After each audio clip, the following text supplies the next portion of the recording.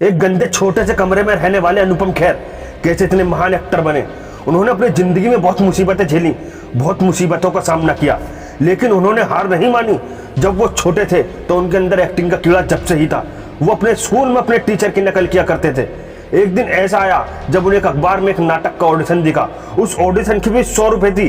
वो काफी निराश हो गए कि मैं 100 रुपए कहाँ से लाऊंगा, मेरे पास तो इतने पैसे भी नहीं है, मैं पापा से मांग नहीं सकता। उनके पापा की मंथली इनकम कुल 90 रुपए थी। उसके बाद उन्होंने अपनी माँ के मंदिर से 100 रुपए ही चुरा लिए। जी हाँ, उन्होंने अपनी माँ के मंदिर से 100 रुपए ही चुरा लिए।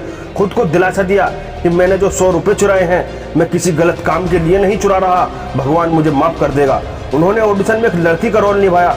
उन्हें खुद को लगा कि मेरा ऑडिशन बहुत खराब गया है। कुछ दिन बाद उनकी माँ ने उनसे पूछा, अनुपम 100 रुपए किसने लिए हैं? उन्होंने कहा, माँ मैंने चुराए हैं। उनकी माँ ने उन्हें जोर से थप्पड़ मारा।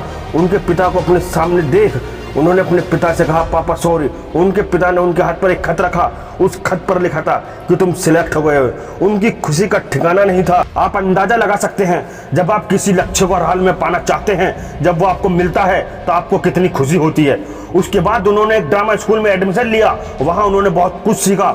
उसके बाद वो अपने सपने को पूरा करने के लिए अपनी जेब में 37 रुपए लेकर सपनों के शहर मुंबई आ गए। ये ऐसा शहर है जहां सपने पूरा करना आसान नहीं होता। जिस बिल्डिंग में उन्हें पहुंचना था उस जगह पर उस नाम की कोई बिल्डिंग ही नहीं थी। यही वह पल था जब वो अंदर से टूट चुके थे। उन्हें कुछ समझ नहीं आ रहा था कि वो क्या करें। उन्होंने अपने लिए एक छोटा सा कमरा किराए पर ढूंढा, जिस कमरे में पहले से ही 4 लोग रहते थे और वो 5वें खुद थे। आप खुद ही अंदाजा लगा सकते हैं कि वो वहां कैसे सोते होंगे। वो कहते हैं ना, जिसकी जिंदगी में मुश्किलें और मुसीबतें आती हैं, जो अपने हालातों से लड़ता है, वो आगे चलकर आसमान का सितारा बनता है। कुछ दिन बाद उन्हें एक नाटक में काम करने का मौका मिला। उन्होंने सोचा कि कोई बड़ा डायरेक्टर की नजर उन पर पड़ेगी, लेकिन ऐसा कुछ नहीं हुआ। लेकिन उनकी किस्मत ने पलटी मारी। उनकी मुलाकात महेश भट्ट जी से हुई। उन्होंने उनके अंदर के कलाकार को देखा। उन्हें फिल्म सारांश में लीड रोल करने का ऑफर दिया। उनकी खुशी का ठिकाना नहीं था। लेकिन महेश भट्ट जी को किसी ने कहा कि ये लड़का इंडस्ट्रीज में नया है, इससे तुम्हारी फिल्म फ्लॉप हो जाएगी। इससे अच्छा है कि किसी बड़े एक्टर को और जाने माने एक्टर को यह फिल्म दे दी जाए। उन्होंने ऐसा ही किया।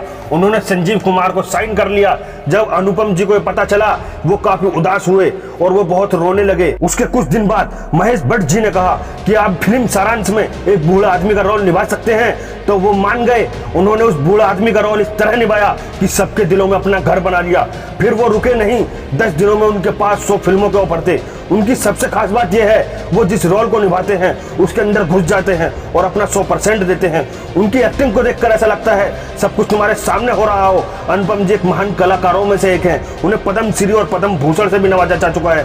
वो कहते हैं ना, जिसके हौसले तूफान को रोकने की हिम्मत रखते हैं, मुसीबतों से लड़ने की हिम्मत रखते हैं, अपने सपने को पूरा करने की हिम्मत रखते हैं, उन्हें अपने सपनों को पूरा करने से कोई रोक नहीं सकता। आज बस इतना ही। धन्यवाद।